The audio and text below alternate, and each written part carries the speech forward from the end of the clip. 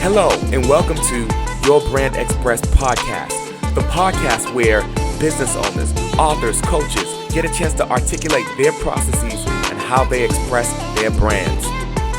With your hosts, Carl and CJ Aline. Get your favorite cup of coffee or tea and get a notepad and enjoy the ride. Are you a coach, author, speaker, or service provider who is afraid of speaking on camera? Join the Confident Video Star Nation to overcome your fear. Connect with other professionals, gain access to exclusive resources, trainings, and tools, and learn the skills to become a confident video star. Join now and start your journey to success. Go to Facebook and type in Confident Video Star Nation and join the nation today. All right, everyone. We are hanging out with the wonderful Sunni Hearing. Sunni, how you doing?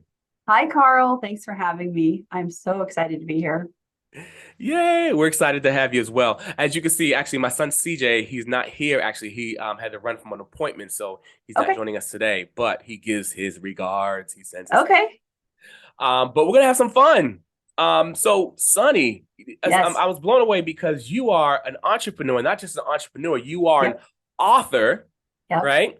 And you are the author of Live Selling Secrets. And we're going to get more into that. Do you have it? You know what? Check it out. On 3. Now, here's the thing. Here's a funny thing. I got to do it fast because I'm a Kindle fiend. Oh, you're on Kindle. Okay. I'm on Kindle. So when I do it, it kind of goes quickly and then it disappears. 1, 2, 3. Yeah, that was super fast. It goes fast, right? Yeah, it was fast. So cool. Yeah. Put that, you better put that book up. That's right. Let it be seen. For those visually watching us, I love it. I'm super excited and stoked. So I've written this since I've talked to you last, and I'm just so excited to finally share it out to the world. So thank you so much for having me on.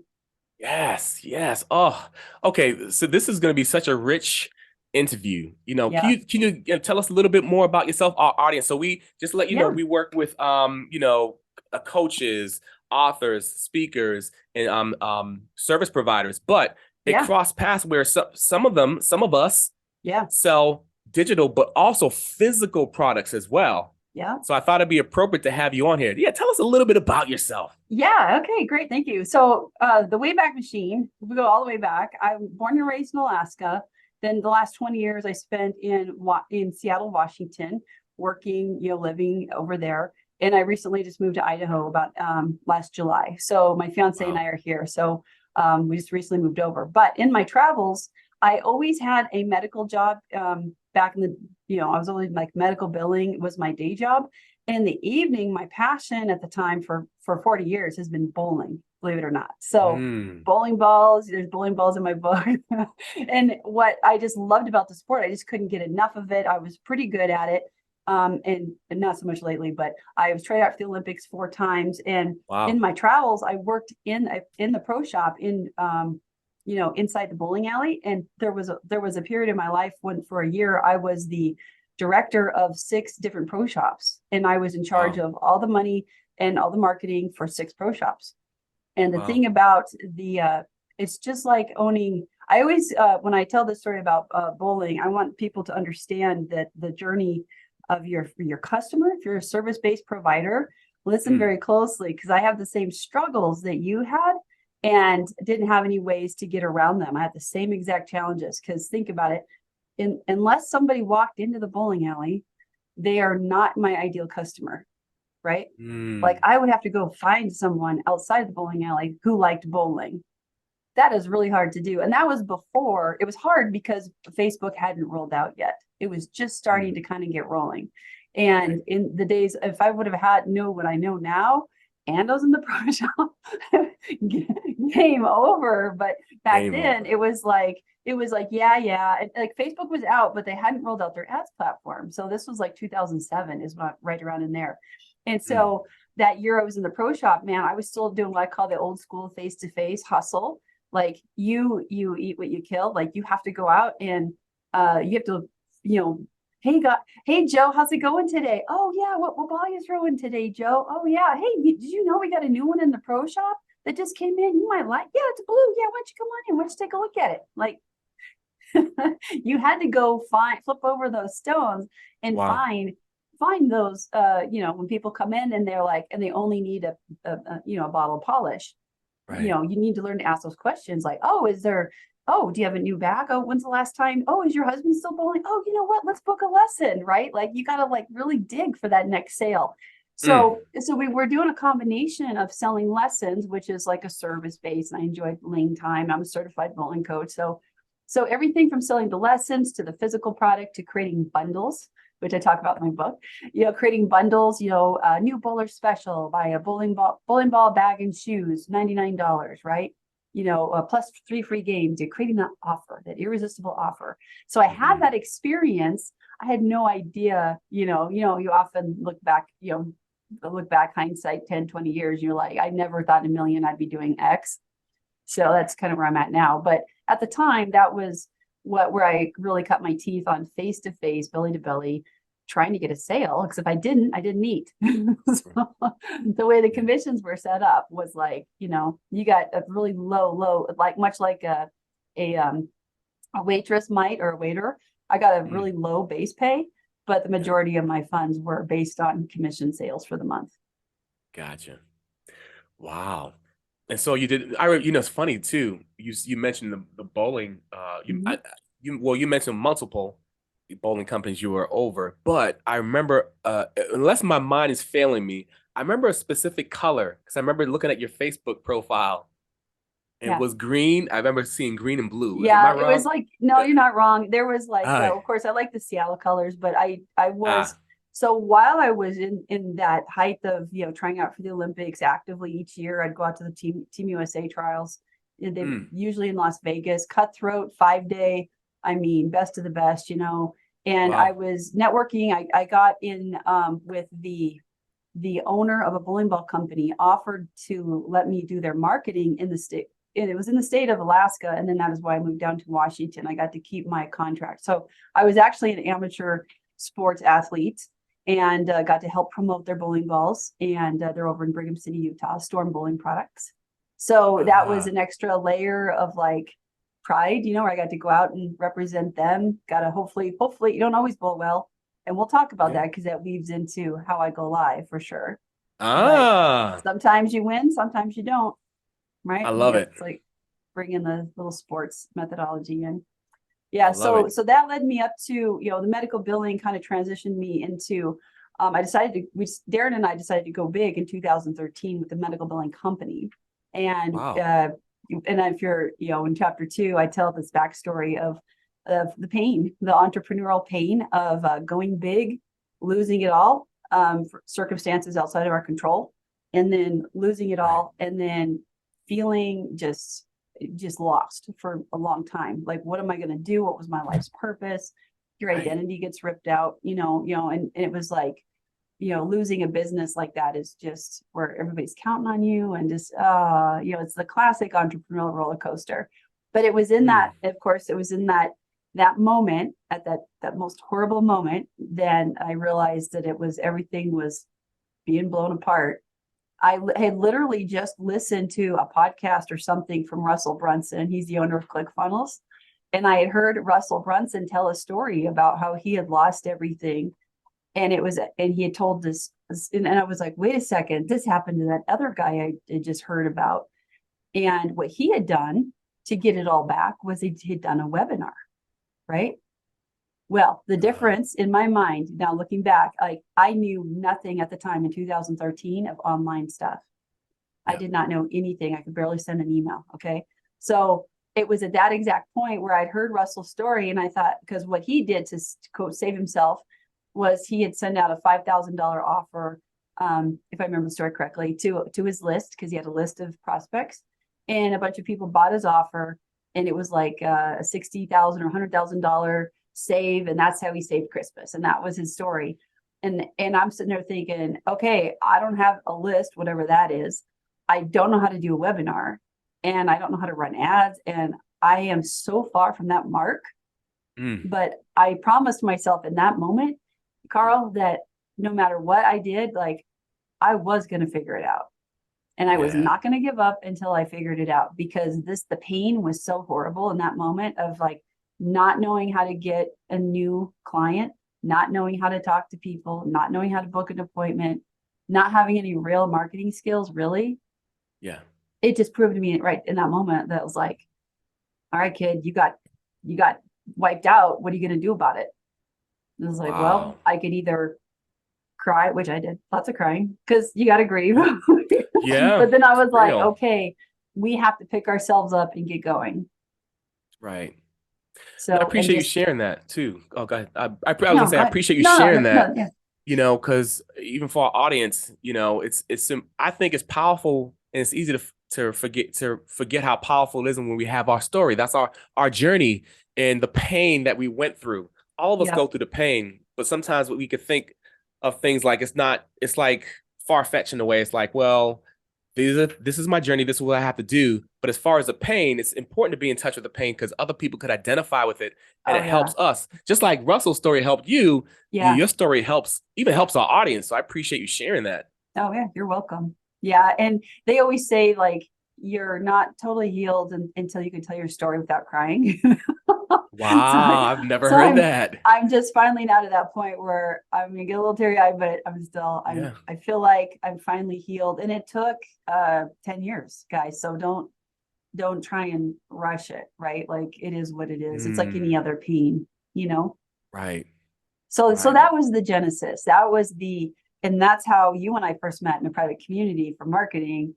I was in a Right. high level mastermind event with you. And that's where we met. That's what Right. drove me to that community. Wow. Was it now Vince's community, Yep. right? Yep. Right. Now I didn't make it to that one actually. You might have seen me online, but Yeah, we're we were connected. in a, yep. Wow. Oh my gosh. That's where you Oof. and I connected, that I remember. But yeah, we So did. cool. There Yeah. was an online event that I talked about in the book that Vince hosted, and I got to meet everybody in person as well. I love So it. that was the genesis. That was well, what are you going to do? And Right. the thing about it, let me just put a little bit more into that little story. But it wasn't a little story; it was a big traumatic story. But here's the thing: we had signed a contract with a legitimate organization for medical billing. He was perfectly legitimate, Mm. and he had my skill was going out and calling the insurance company and shaking loose all that money that's owed to the provider. So Yep. in this case, it was a laboratory. So we signed a 10% contract that said that we were allowed to, anything that was recovered of $100 million, we got 10%. Okay. So Mm. by the time the Yeah. first paycheck was supposed to come to us, I'd already recovered 3.5 million for them. And they owed me Mm. 350,000 for the month. Wow. And it never came. They changed. They came over and said, well, I don't have to pay you. And it's in the whole story's in the book. But The book. when you're holding up to 14 million in a year and it just gets yanked right back out of your, I knew. And see what that also did in that moment though, Carl, is it proved to me that I knew it was possible, because I'd done everything, and to get Right. it, we're righteous. We'd vetted our customer. We were, and but I was like, you know what? Okay, I know it's possible, and this has to do with belief and also going live, guys. So once you know something's possible, it's up to you to decide whether or not you're going to try and get it back. Or, in this case, I'm a Christian entrepreneur, so I stand on biblical principles. So Nice. I know that God is going to give back, sevenfold, tenfold, whatever the enemy stole from us. So I doubled Yeah. down on that. And I said, okay, Amen. Lord. Okay, Mm-hmm. Lord, that's 25 million owed to me. Where is it? So we're on that Mm-hmm. journey right now. Amen. Amen. And I, Amen. Right? amen, Yep. amen. I appreciate you sharing that. And Yep. now it leads you here, and here you are. And so my question is, what made you decide to become like an expert in going live and making sales? Yeah. And thank you for asking that. It's a funny story. I literally thought somebody else was already an expert at it. And that might Mm. sound funny, but in our world, we're in this ClickFunnels community. There's experts everywhere, right? And Right, just like an right. expert for this, an expert of that. And I was going to Funnel Uh-huh. Hacking Live, and I was going to all these events and finding my identity as a funnel hacker, and realizing how much I like online sales and online selling. and I was in this private community for webinars for a long time, and I was learning how to do webinars. Now, prior to all this, in the medical billing part of my life over here, I had been what they call a provider educator. So it was my job. They're like, oh, you're so good at teaching. Why don't you teach our physicians how to, do this and do that? And so I ended up in the compliance department doing PowerPoint presentations. And it used to be my job to stand in front with a PowerPoint and click through slides and teach doctors things that they needed. There was no pitch at the end, right? Right. But what God was doing was setting me up, having these experiences where I was like 50 physicians in one room, PowerPoint presentation. And then later it was like, well, you need to present to the board of directors, and with this. And I was like, okay. And I was like, I'll understand where my life's going, but okay. And there was no pitch at the end. Right. But that was like the Lord, looking back, the Lord was setting me up with experiences like that, where I was in, I always wanted to be a public speaker. Like, I'm not really, hadn't never really quite defined it exactly. So this became, to answer your question, it was this really crazy genesis of this 3-part collision of 3 different things, where I had those experiences in the past.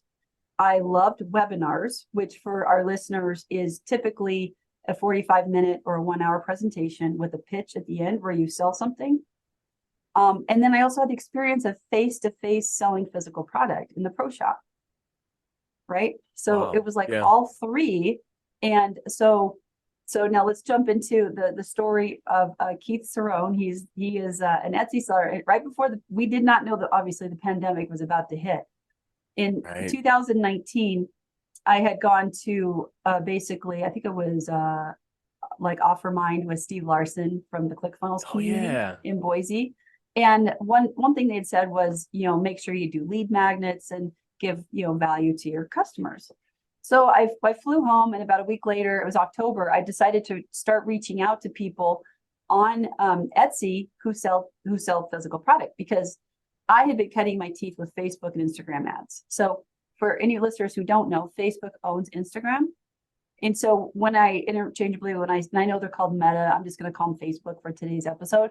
But if you don't know, when you go to make an ad, you can make it, inside of Facebook and Instagram. It's the same platform, so it's, so I just use it interchangeably. So I had come back from there, and I reached out as I started looking for people on Etsy who I could work with, because here it's kind of like, if you're a writer or producer, then you need to find a singer or songwriter, right? Like, you need someone to work with, right? Like, I didn't have any physical products of my own, but I knew I needed to get with someone so I could sell their product, so we could both, have an exchange. So I was, some of my entrepreneurial friends told me, they're like, you don't want to work with physical product. Like, the margins are low, and the people who sell on Etsy, they're not serious about themselves. And I was like, yeah, but I really do have a heart for the little guy. I really do. Because I've been the little guy. Depending on who you are, you're the little guy, right? You're always the little guy. That's true. Looking up the mountain, you're always don't forget where you came from. Yeah, and don't forget where you're at either. True. And so I had reached out. Now this is crazy. I had reached out to 3 different brands on Etsy, and they all sold physical product. Like, 2 of the ladies sold wreaths, right? And I was like, hey, my name is Sunny, and I was at the time where I saw this other, my brand overarching is Online Sales Funnel Academy. That's my Instagram and my YouTube channel. And I had said, hey, I'm wondering if I could, work with you in exchange for a testimonial, because that's what we do in marketing world. Well, they didn't understand, or they got spooked and they thought I was scammy. So they were like, one lady just said, you're a scam. And she said, I'm not going to meet with you. And the second one said, my husband says you're a scam. Okay. Thank you. Thanks for that. I appreciate it. Right. Now this is God all the way. Watch this. So the third one, I was talking to her. I was like, look, if you don't book today, like, look, I got this other guy. He sells glass pumpkins. I'm going to reach out to him. And she was like, she just no-showed. And I'm like, oh my gosh. So 3 in a row, ghost. So I reached out to the 4th one, right? And he said, yes. He said, sure, go for it, which turns out to be the case study of my entire book, guys. I blew him up to over Wow. $650,000 in the last 3 years. Sweet. So Sweet. don't tell me that wasn't planned. So, Right? and so of course you can't just say, "Oh, look what you guys missed," because I also believe that the blessings are who they're for, or who they for. You know what I mean? They're for who they're for, Right. right? So those three people, those first three people, were not meant to be in my world, right? Like, because otherwise it would have worked out. Right. Right. So, but I Yeah. did reach out to Keith Cerrone. He's a glass blower in Boston, Massachusetts. We still have not to this Boston. day. Oh, are you in Boston? We've still never Boston. met face to face to this day. We've been working together going on 3.5 years. Wow. During the pandemic, so that was the very beginning where I said, now there was no live selling still. So this was just, can I run Facebook ads and get a testimonial? And he said, sure. So we start working together. January 2020, right? That's what happens in February. The That happened in pandemic, February? the pandemic hit.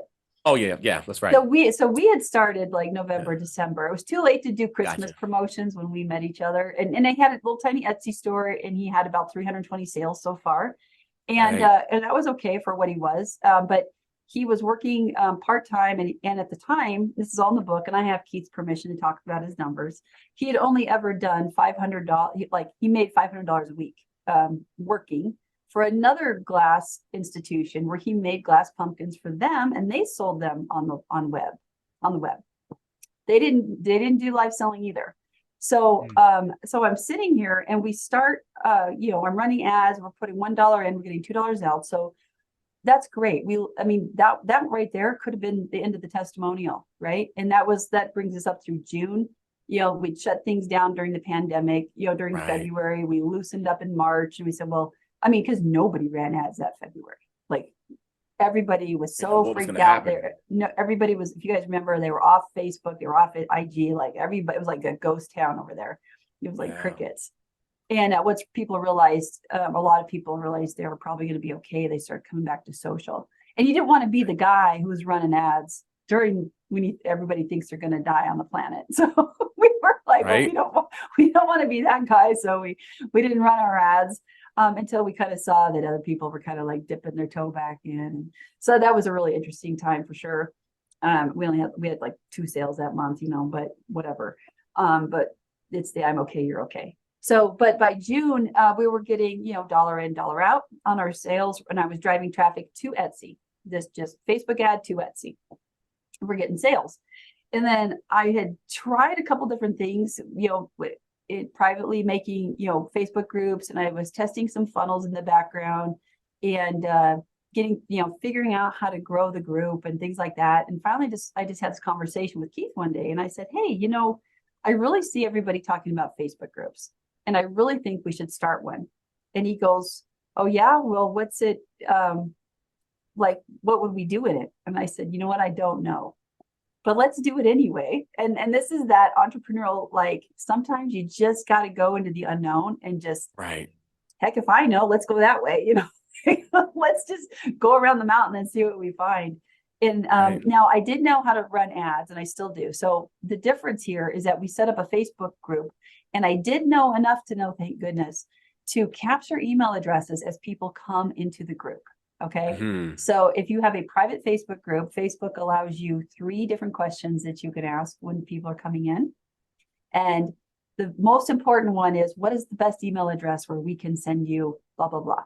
And I line item all of that in the book, you guys. So I blueprinted it for you guys if you're listening. So you don't have to write down, don't take notes, just go follow the directions. It's one of my secrets. That's why it's called Live Selling Secrets, is also customer acquisition and growth of your private community.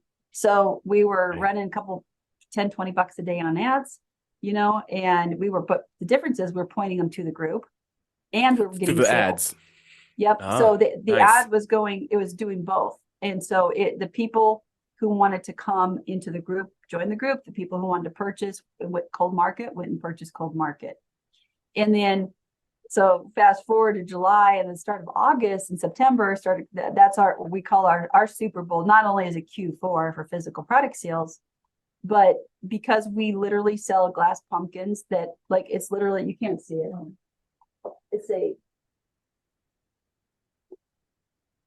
This is an example of one of the glass pumpkins that we sold. We sell them year round, you guys. Nice. And this is called a koi fish. So this one is designed after a Japanese koi fish. Wow. It's beautiful. Yeah, right? Keith uses more color than anybody else in the industry. So we sell these year round. Like there's like 150 designs that Keith has come up with. So it's not just, most people start searching for pumpkins in late July. So anybody, we talk about that traffic and that search intent. Mm-hmm. We get momentum in our sales at the end of July, and it carries all the way through to the second week of January. Wow. So our off season for pumpkins is January through July, but it actually picks up even more because people, and this comes back to knowing your market, Right. Why does people want a glass pumpkin? So I did research. I had to figure out, well, what do they do with them? Well, sure, it's a glass pumpkin, but okay, I learned very quickly, they keep it for themselves. They give it as a gift. And then there's a whole sub niche of people who use them, maybe the B2B that buy them to put it in a gallery, or there's people out there that give them as gifts for their weddings back, not so much during the pandemic, and Keith knew that already because people had already asked him, hey, do you have any little ones? I want to give them as gifts to my bridesmaids, my groomsmen, to all the people who come to my wedding. So like events. So full circle, we're running ads. The group was growing. Next thing we know, about a month later, there's 500 people in the group. And I said, Keith, you have to go live. And he was like, but I don't want to go live. And he goes, I will never go live. And he told me repeatedly. That's what he said? I will never go live, but keep asking me. That's what he said, but keep asking. Okay. All right. I said, okay. And pretty soon we had 650 people in the group. And I said, Keith, we're adding 30 people a day into the group. This was before the iOS 14 slap. Okay. So, that's when we had, cheaper clicks and stuff, and people were coming in droves. And I said, Keith, you have to go live. I'm not Keith Cerrone. Like, I could go live, but I'm not Keith Cerrone. They don't know who I am. It wouldn't make sense if I went live. And we hadn't really, not really given any value at this point, but they were excited and we weren't really sure. And he had said, so is this like a buyer's club? And I said, I don't know. I don't know. Nobody knows. Let's just figure it out. Okay. Go around the mountain. I'm like, go talk to them because there's 650 sitting there. And they're like, I love your stuff. I love your stuff. Your Etsy's gorgeous, And I said, they're engaging with you. Yeah. Wow. Nice. And I was dropping posts because I was still hiding behind the camera because I was like, it's not my group. I don't know what we're doing. We hadn't gone live yet. I was like, I don't know. Like I was going live over here, testing things over here on a different groups and different communities, but I wasn't here. And I was like, Keith, go live for gosh sake. So finally he went live and it was like less than a minute. And I put the whole script of his first live in the book. And to prove a couple of things. One, it was like for Keith, it was a fate worse than death. He was terrified. And he also told me, and I want everybody to lean in really close. Okay. If you're listening to this, because this is one of those nuggets I'm about to drop. Okay. Keith tied his personal worth to the outcome of him going live. He said, if I go live and I know I'm an artist, his whole identity is I'm an artist and I'm a glass blower and this and that. And if they reject my art, I don't think I'll be able to go on. Like he wasn't going to off himself. But what I mean is like, it would literally just break him. Yeah. So you, from a marketer's point of view, like all the chips are on red, right? Like this has to work or he's going to never work with me again. He's going to be crying in the corner for real. Like you have to pick him up emotionally, or that's like being rejected with the song, right? Like you have to, got to make sure that what you're offering is going to work. So I said, look, let's just keep it really simple. We'll just, now this is one of those things where like instinctually, like I knew it was going to work, but you don't know it until you do it, right? Like, that's a good point though. Like really good point. You know, it's going to work, but you haven't done it. So I was like, okay, Keith. So finally I said, tell you what, let's just keep it super simple. Just put out like 6 items, put a sticky note, 1 through 6, and just tell them the price and just say, hey, I've got one of these. First person to comment number 1 gets number 1, right? First person to comment number 2 gets number 2. So I have to tell the story, Carl, because this is for everybody. Now I want everybody to remember there is a lag when you're going live. There is a lag. It's up to 23 seconds from the time that you're talking to the time, especially if you're on Facebook and Instagram. Okay. So Here we are, we're going live for the first time. And Keith is like, hey guys, he's doing his best. He goes, hey guys, and he flips the camera and he's zooming in on the pumpkins. And he says, so if anybody would like number 1, it's $45. You just put, hashtag number 1. And then there was this longest 23 seconds of my life where we were like, yeah. and I was like you ought to have felt the horror that shot through me. I was like, oh, for a second there, I was like, it's exactly what Keith said. Oh my God, am I really off? Is my marketing because then if he's off, that means I'm off and my marketing skills are off, you know what I mean? Right. And all of a sudden, number one. And all of a sudden we had 3 people bidding on number 1. And then we're like, oh, who was the first bidder? Now we have a new problem. Like now 3 people want number 1 and then number 2. And then, so anyway, long story long, we sold everything that first show, like all 6. Nice. Now from a numbers point of view, we had gone live for less than 10 minutes and we'd made $300, right? Or, nice. We sold 6 or 8 items. It was a $300, $400 instantly. Right. And now we did have to find them after the show and send them the links.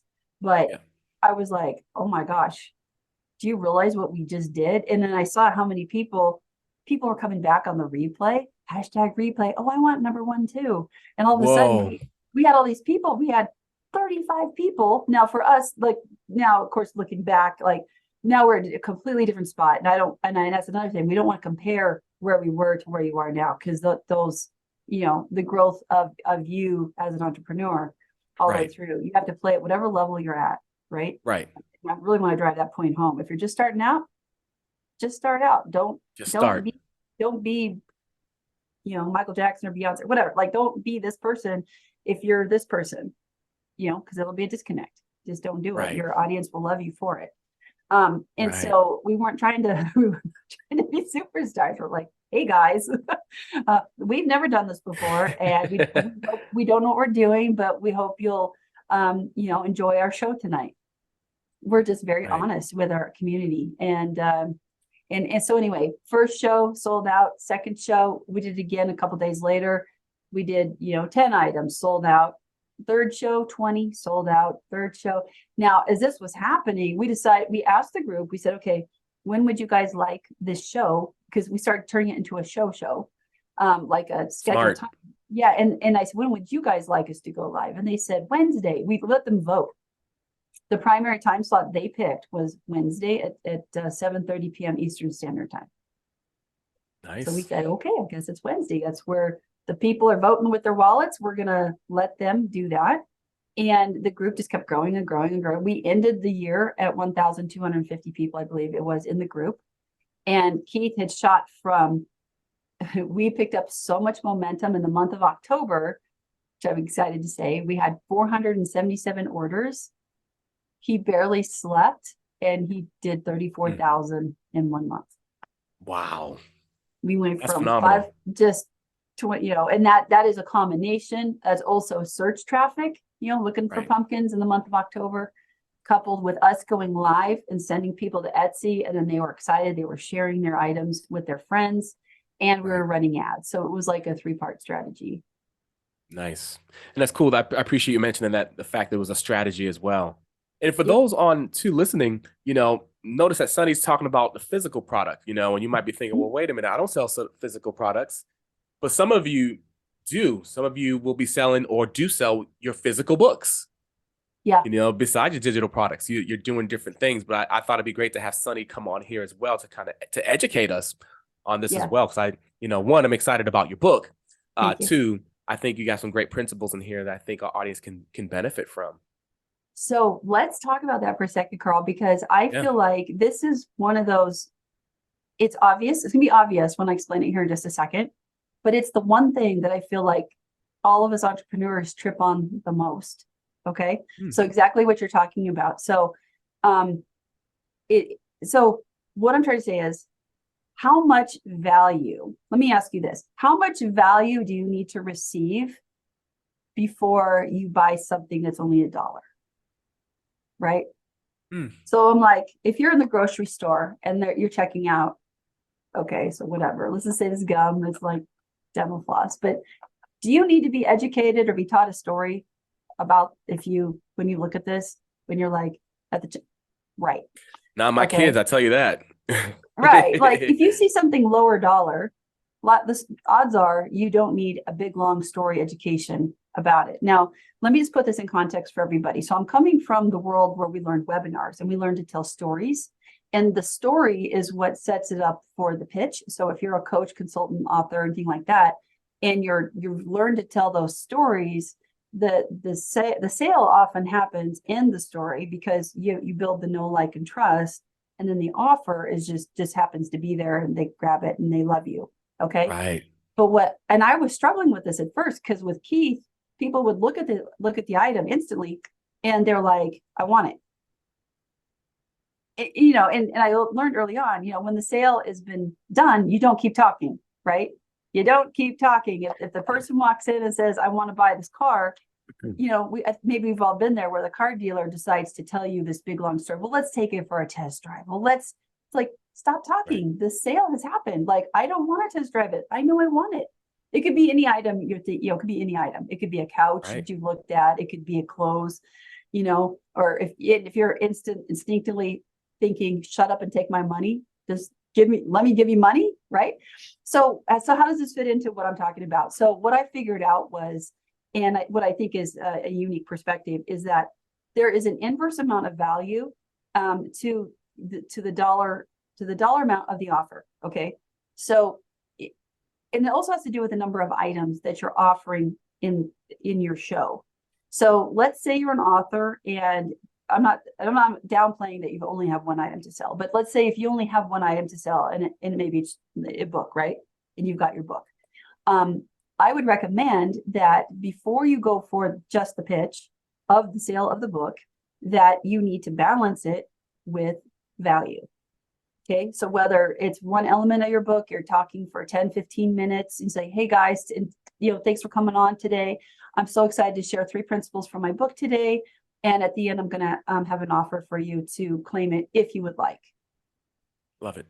How simple is that? Like, you don't have to, and the biggest disconnect is that people feel weird about selling. And I felt weird too. I was like, forever, I was like, I'm not going to go live until I know exactly what I'm going to say or why I'm saying it, because it doesn't make sense to me. I don't want to just la, la, la, buy my thing. It doesn't make any sense. So as soon as I figured out that you balance the value with the pitching, right? So what does that look like?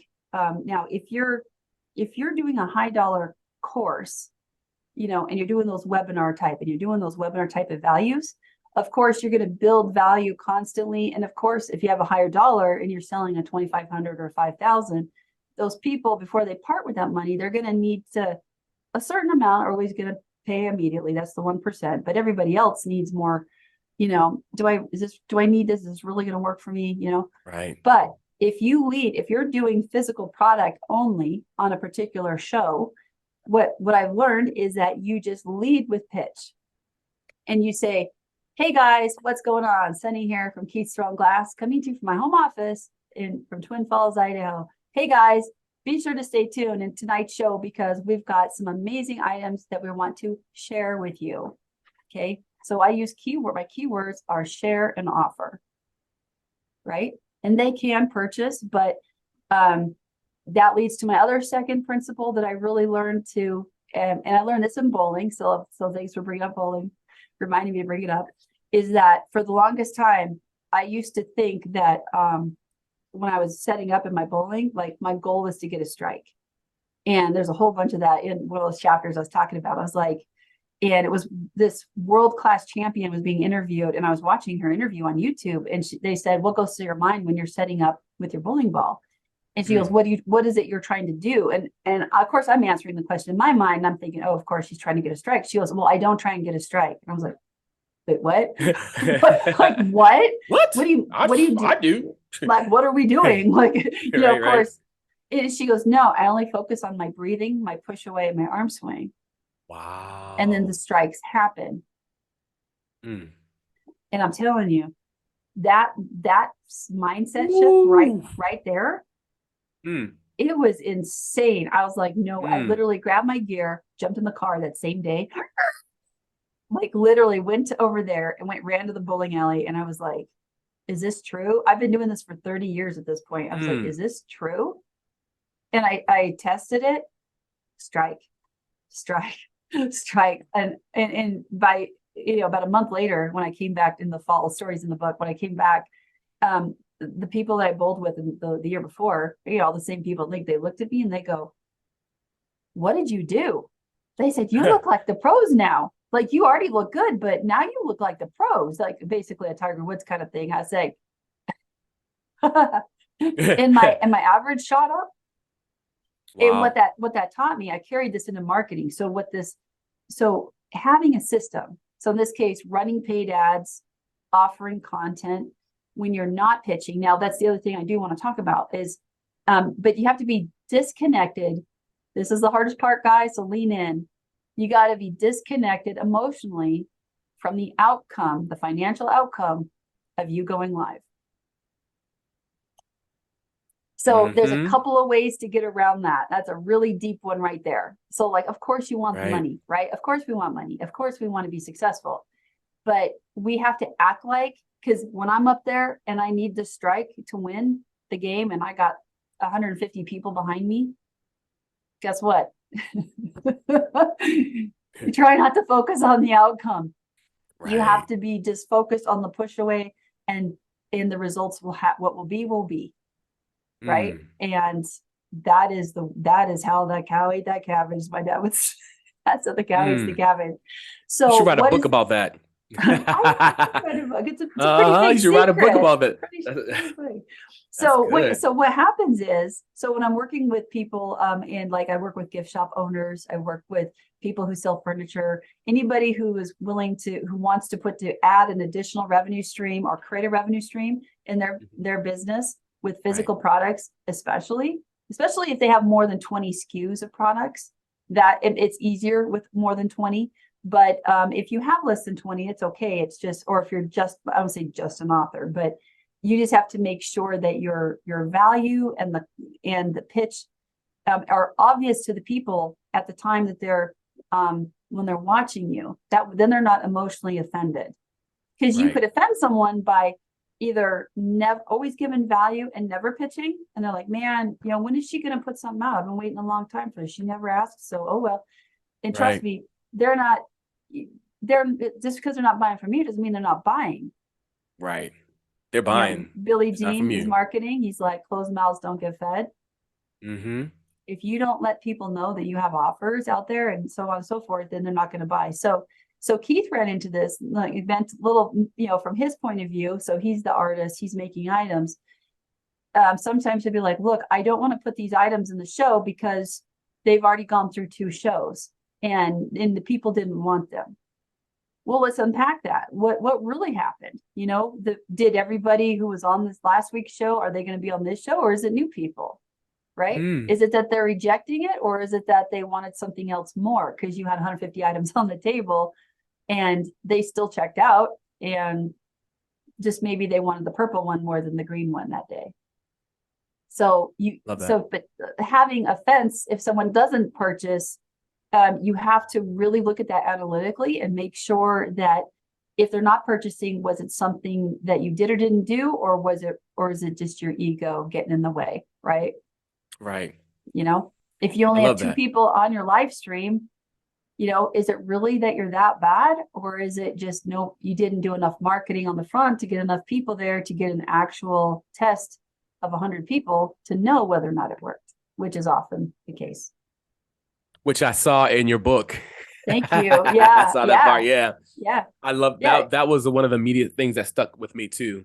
Just making sure you do the marketing, the preparation, you know, yes. and I guess this could bring us to your book too, unless you have more to say about, Yeah, what yeah, we I just have went. a screenshot. I would love to share if that's okay. I Oh don't know if yeah, we've got, sure. if For the, those for if the those watching sharing, yeah, for sure. is For the sharing turned those, on? I got you. I got you covered. Still a little Uh, sip of coffee here. Absolutely.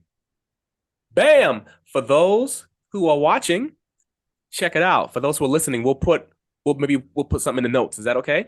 Yeah, totally fine. Awesome, Sunny. You should let me know if you see this. Ah, there now this You is like it? what made the principles you're talking about stick with me because I have an Really? artist background. Okay. So when I saw this, I was like, bing! Oh, where's she going with this? Ooh, ah. And then Yeah. everything you mentioned after that started sticking with me. And it made so much sense.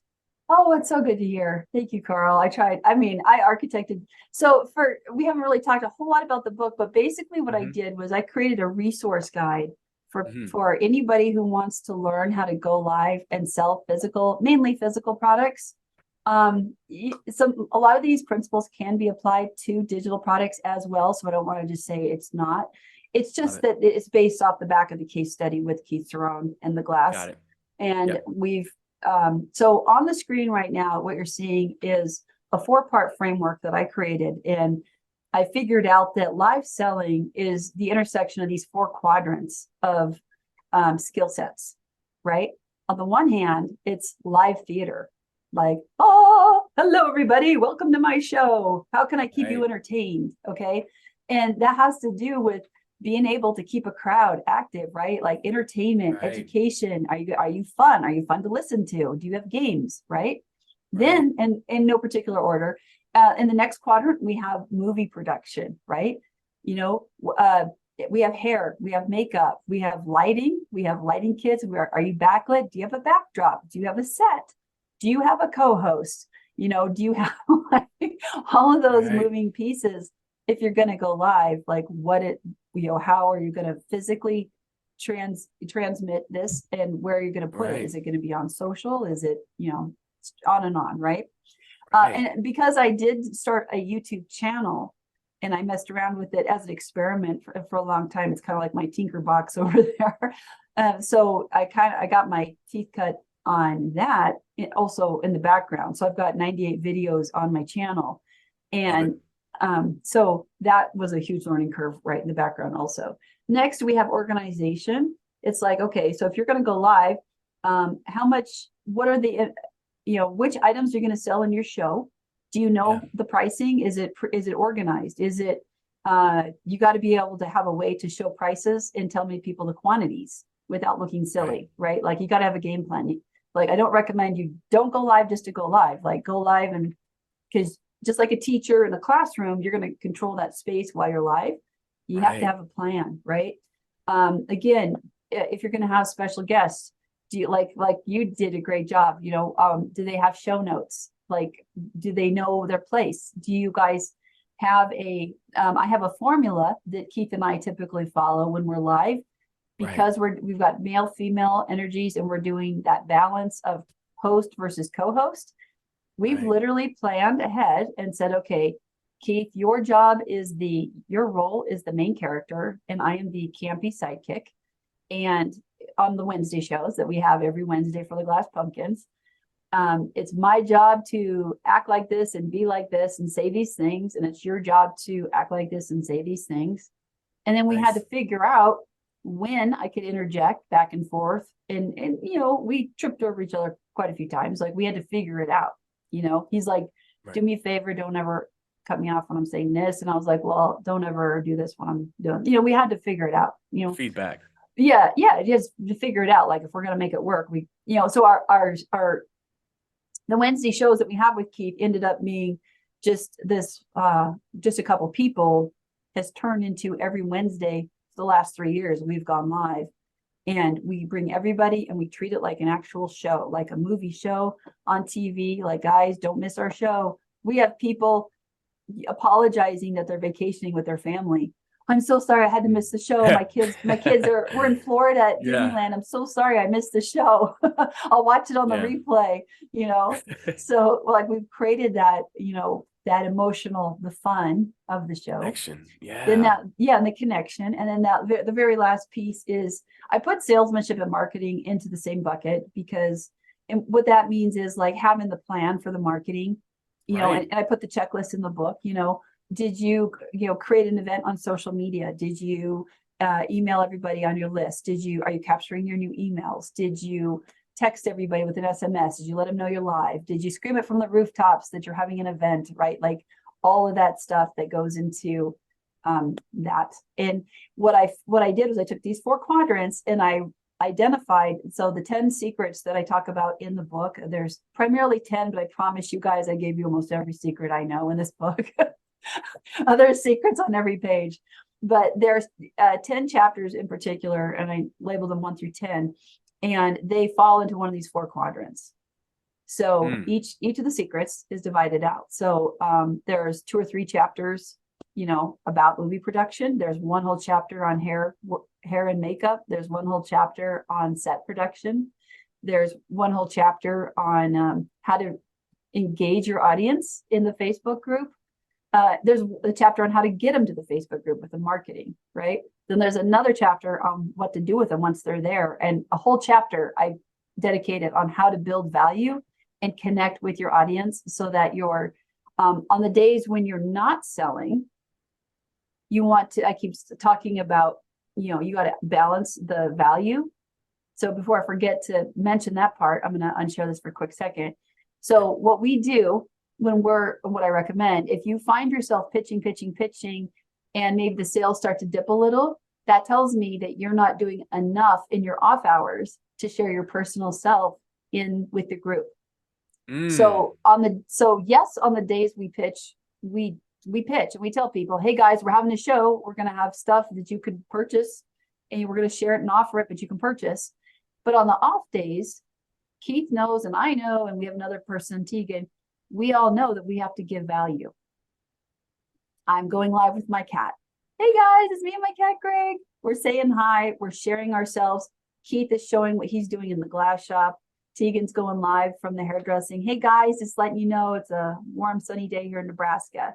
What are you guys doing today? So it's not that we don't still give the value. It's just we don't do it the same way as you would on a webinar or on a different type of scenario. We do it on the other days. That way they know on this day I'm going to get pitched. And here's the thing. And if you're wondering, some people get offended just by the mere fact that we're out there saying, hey, you know, we're going to sell stuff. And so if you're worried about those 2 or 3 people that are offended, I promise you they weren't going to buy from you anyway. So you don't have to worry about them. They're not your target audience. They weren't going to watch your show anyway. They're definitely not going to purchase. Right. No, I appreciate you being so thorough. You know, like I mentioned, you know, and so with the book, I love how you have the 4 quadrants, and then the principles you have in there, they're hanging off of those quadrants. I think that's the coolest thing because, you know, me reading the book, that is the thing that made the principles stick with me. Like when you had the checklist, I was like, I said to myself, you know, when you had the checklist, I was like, oh, thank you for that. Because I've been telling myself, you know, I go live, you know, and I do a pretty good job with it. But, you know, I might think in my mind, well, I'm professional. No, but I need a checklist for so many different things, just like an airplane pilot does. Yep. And I've been telling myself, okay, Carl, get the checklist up before you go live. Before you just go party. So just put it on up. And that way you're not forgetting. Because when you check things off in that checklist, woo, man, you feel great about life. Because you did everything you needed to do, and this connects kind of what you said with the bowling example as well. You take those steps, focus on your breathing, what you got to do, and then you will strike more often. Yeah, you know? Strike for sure. Yeah, so that's just you know, so far what I read, well done. It's just Thank you, know, just solid. Seems like a really solid book. You know, so I'm excited to read the rest of it. I'm gonna finish that. Thank you. It is a little intimidating, I will say, when people first see how it's kind of thick. but I just want to remind people that it's not designed necessarily to be read from start to finish. It's designed to be a resource guide. So if you're just starting out with live selling, you might want to start with chapter 1, work your way through. But if you've already gone live a couple times, if you're already a marketer, maybe you just need to tack one skill on. I purposely siloed the chapters into different, in fact, I'm really excited. I got some you haven't seen. This is literally, yeah, you see this? Yes, that's a workbook? Actually, it's chapter 10. Really? Just chapter 10. And nice. Chapter 10 is where I got permission from Jim Edwards to talk about one of his principles also. In chapter 10 is what I call the money chapter. It's called What to Say, Why to Say It, and How to Say It. Ooh. So if you're physical, so there is some copywriting techniques, of course, that I do use. Now, we're doing good on time, right? We still got some time. This is an important episode. So okay, say what you got to say. So, all right, great, thank you. So I want you to think about for a second, like everything you've ever been taught about going live, or what you think you know. And I want you to stop for a second and just go think about the show that you see on QVC. Okay, there's a disconnect, right? Like, obviously they have it figured out, right? So what is the, you know what I'm saying? Like a few years ago, I want to share the story with you. I had heard that there was a girl who figured out, I think her name was Jamie Cross. I'm not exactly sure, but she had shared her testimony at Funnel Hacking Live that she'd figured out how to sell soap to her community. This is before I'd ever gone live. And she was trying to use this, this Epiphany Bridge arc, if you guys know what that is. And she was trying to use a webinar formula and it wasn't working. And she shared the story. She goes, well, what I did was first it was 45 minutes and then with the pitch at the end for the soap. And she goes, and it didn't work. And I'm hearing this for the first time and I'm thinking, well, yeah, because I wouldn't want to hear a story for 45 minutes before I bought soap. Right. And then so she keeps talking. She said, well, then I tried a 30-minute segment and that didn't work. And then I tried 15 or a 10 and then that worked. And we crushed it. And it was in that moment when I was thinking like, you know what, there's more to that. There is more to that of what, and that was just kind of like, she was heralded as like, oh, the person who's figured out how to sell live. And I'm not downplaying Jamie. She's an amazing entrepreneur. And everything, but I just knew there was more there because of my own buying habits. I knew that when I buy stuff, I don't need a 40-minute story sometimes. So, it depends on what it is, right? Like marketers love to be sold to. And so I was like, well, how can I take this in a direction that makes sense and tie it into what I know is true from my bowling experience, right? And all of those things, just in getting out there and I don't feel like I'm wandering off the reservation a little bit, but I was just really excited to take that continuum even further, because in the digital entrepreneur land, we go all the way to high ticket, long presentations, and then it kind of stopped. And so what I feel like I did is I extended that over here now, where the cousin to the webinar, we're the cousin to the high ticket, but it's just a different delivery system. That's what I tried to do. That's cool. And how did that work for you? So we've, with Keith, we've grossed over 650,000 in the last 3 years. Nice. And our months are anywhere from 18,000 to 34,000 in a month. That's cool. And there are some people out there who are doing live selling, primarily, especially in the Facebook and the Instagram. Like if you're able to get a Facebook group, there's other people out there. Like we only have 6,000 in Keith's group. There's people out there who have groups of 100,000 plus, and they're selling clothing, and they've shared their stats in a private group I'm in. They're doing $1 million a month. Nice. They're doing over $1 million a month. Of course, you got to watch your margins, but I'm just saying, like, yeah. When we're good, but we're not even the best. Like, I mean, as far as like the biggest, like there's other people. There's this brand I love. There's this lady and her 2 sons who are 21 and 22. They're called Wreaths of Joy. You might have seen. Well, I don't know if you're a wreather, but a lot of people. A Mm-hmm. lot of people make wreaths, and so they created a brand where they go live once a day and they do a demonstration video, which is a type of value, right? Because you're showing people how to make a wreath. Then at the end, they sell all the parts of that wreath. Like you could buy the ribbon for $4 and this ribbon for $4. Okay. I guess they do between 500,000 and a million a month with Nice. wreath parts. It's Okay, awesome. so it really just depends on now if you're someone who only has one item, let's talk about that for a second, because because I am an author now and I'm in the author community, but I'm also in the physical product. I'm also have a digital product. So I'm in all It's three. cool. I'm in all three, you know. So the people who only have one item like a book, I encourage you to really, you know, think about why you wrote the book in the first place and dig a little deeper and let's flesh out the rest of that, what we call a value ladder. And like, let's figure out how can you make that little, $10 journal and the print on demand coffee cup and the print on demand, whatever to go with it and get you a $99 course or a $500 course. Again, just because you're not Wow. offering it doesn't mean people don't want it. They That's want it. You're just not putting it true. out there. So you got to figure out like, that's why being able to talk to your community is so important. If you just say, hey, what if I made this, would you guys buy it? And of course they could say yes and then never buy it, but that's where you Right. got to kind of have a plan and just say, okay, well, I'm going to do And test it this. out too. Yeah. And test it.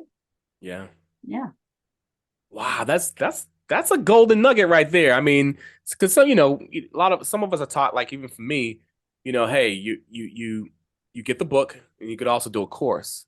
That's Yeah. how far it goes. What else could you build off of it? Yeah. Ooh, Yeah. Physical product, merch.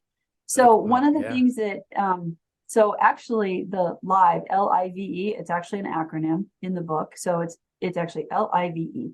L stands for, it's a 4-part framework that I also came up with on top of the other part of the framework. So it's a double meaning. It's learn who you're speaking to, like really give it some thought. And then you figure out who they are demographically, and then start doing lead generation and getting new people attracted to you so that you Mm, don't ever run out of leads. The right. I is inviting them to your special event, whether it's once a week or twice a week, whatever you decide. Make sure you stick to it and invite everybody consistently and turn up the volume and scream about it. Make sure they know to come to your thing.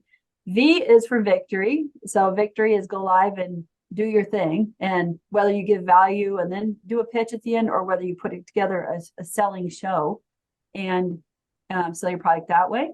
And then E is evolve and expand. So once you start to get a little bit of momentum, just like what you're talking about, Carl, is, Mm. E is technology has taken off now. Now there's ways for, right? Like it's mind blown. You can You take know? your product catalog now, you can put it on Etsy, you can throw it on eBay, you can throw it on Amazon, literally a lot within a couple days, and you could have all of your product catalogs synced up and tied to all of these different platforms. Poshmark, like it's crazy. There's Mm. like a whole list, and you can start Sheesh.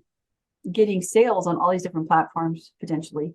But if you're only tied to just one platform, we never want to be tied to one platform. I'm a big believer in making sure your stuff gets everywhere, right? Mm-hmm.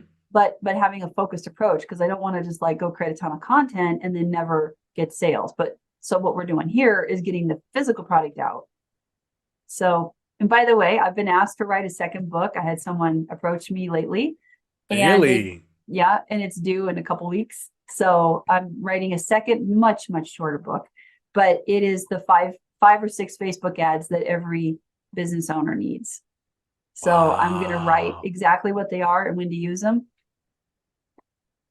You got to keep me posted on that. Yeah, I'm right. gonna I ask you know. I'm about it. Let me excited. know. Yeah, I'm So excited. cool. Oh, It's due in about 3 weeks. So it's half written right now. So when that comes out, I'll let you know. I love it. I love it. Well, Sunny, is there anything else you want to share with our community? I mean, you shared a lot of value today. Thank Oh you my so gosh. much. Thank you for having me. Well, I just feel like the biggest thing that everybody, it just seems across the board, right? People are still more afraid to go live or public speaking is still the number one most feared item on the planet. Like people would literally rather die than go live or to speak on camera or to step out. And it's that fear of rejection that it's not real. It's false evidence appearing real. And so when I've had people, when I was in the bowling community, people would come up to me and they'd say, well, why are you so confident? And I didn't know what to say. And I was like, I don't know. I just am. And then I really did a deep dive on that. I was like, I'm just confident in my skills. Right. And so what I realized was my dad was a teacher for 27 years. Okay. So I had this role model. My dad would stand in front of a classroom of 25, 30 kids every day for my entire career, my entire lifetime. And it was occasionally be my turn to get up and speak, or if I was in a youth group or I was a youth leader for bowling, and I had to get up and stand up and speak. And I was terrified. I was like, Dad, what do I say? My heart's, your heart's racing and my face. Like I've done all those things. I promise you. Like I mean, spelling bees, tree, TERE. And I would sit back down like, oh, you're wiped out. I'm wiped out in round 1 because I was so nervous in a spelling bee in 4th grade, like I misspelled tree. It's like, I'm human like everybody else. So what I think needs to happen though, is of course, like practice, you need to practice and practice either in an environment where, so two things. One, practice both in your head when you're going live. Because you can't see everybody, you can see them showing up, but you can't necessarily see their faces. I want you to, this is what I tell everybody when I coach them. I said, I want you to pretend that you're at an intimate pub or your favorite restaurant and you have your 5 or 6 best friends sitting around a table, but it's just they're sitting just a little bit out of like, it's loud in there. It's kind of hard to hear them. And then they ask you to share something with them. You're like, hey guys, what's going on? Thanks so much for coming out tonight. Hey Bob, can you hear me? Okay. All right. So don't try and enunciate to the back. You're not in a room. You're not in, but also don't act like they're not there, because they are and they're watching you. So if I mentally pretend like everybody is just like right there at a little table, 6 to 8 people. And number one, it's a familiar environment that we can all associate a happy emotion to. Instead of like, oh, just picture everybody naked, like, oh my gosh, that's terrifying. Like, why would I do that? Like, I don't want to do that while I'm speaking. Like, then I won't be able to think, like, fly. That doesn't work for me. But just, and then knowing that what you have to offer is valuable. And I say this throughout the whole book, and I really do believe it. Some will, some won't. So what? Some will, some won't. So what? It is not your job. It is not your job to worry about who will and who won't. It's your job to show up. Show up and show up. Show out, up. right? Yes, show up and show out. That's how my wife says. She created an acronym. I told you about that? Yeah, I saw it in an interview yourself. Oh, cool. Yeah. Show up and show out. Swazo. Yeah, that's right. Swazo. Yeah, Swazo. So show up and show out. So so when you compare it to like, why are people afraid? And they're like, well, someone might see me. Well, they see you anyway, right? Like, so that's not a real fear. I mean, the fear is real, but like, there's a disconnect. So so I always say to myself, what's the worst thing that would happen? Like, am I really going to like physically die? No. What's the worst thing that could happen? I'm asking, like, what is the worst thing that could happen if you went live and you fail? So for me, it was having a series of events in bowling, probably prior to that, where I've tried and failed. Like, I needed the strike to win and didn't get it. I felt like I was going to die, but I didn't. And then I got over it 15 minutes later. So just understanding that fear that you feel, and that little voice, you're not good enough. You're not good enough. So when I learned about that one, I learned that in bowling as well. And I didn't know that we all had a stream of subconscious, like rolling through us, saying weird stuff to us. And I just thought it was I call it chatter. We all have it, but recognizing that you have it is the biggest game changer. So one day I was at bowling and I was reading some stuff about, mental prep and game. And I'm reading it from the coach of Team USA, and I'm reading these articles, and he's talking about like this chatter from the subconscious. And I'm picking up my bowling ball and I'm like, I hear it, like, you're not good enough. Da, da, da, da, da. And finally I was like, oh, you know what? No. Like I just said, you don't know. And in order for me to focus, now this is more of a focus technique that I don't know if this pertains like at the time when you're going live, but this is something I learned through bowling. I would picture a movie screen. You know how like your TV, right before it goes out, you see a line and there's like a dot in the middle? I pictured a movie screen with a dot on it and with this line. I like movie theaters too, but I would just picture it and I would just focus on that dot in my mind. And I'd be like, quiet. Like there is no other chatter is allowed, you know? And then I start the positive self-talk. I'm confident, I'm capable, you know, I'm healthy, wealthy, and wise. You know what I mean? So you got to still do that stuff too. But after a while, I was able to just turn that sucker off. He doesn't come in. I just turn him off. I love that. I love that. He tries to creep in every now and then, you know. Every now and then. But you need to understand that he's there, and he or she, and you need to just learn to turn him off because that, you know, because that's 95% of the game is. As my son CJ would say, facts. He'd say facts, facts, word, facts, facts. That's what he'd say. Well, Sunni, thank you so much for just coming and being on our episode. This was awesome. And where can one find you if they need to find you online? Yes. So thank you so much. It's LiveSellingSecrets.com. Right now it's a webpage, but I am working on Live Selling Secrets Masterclass. So that is coming soon.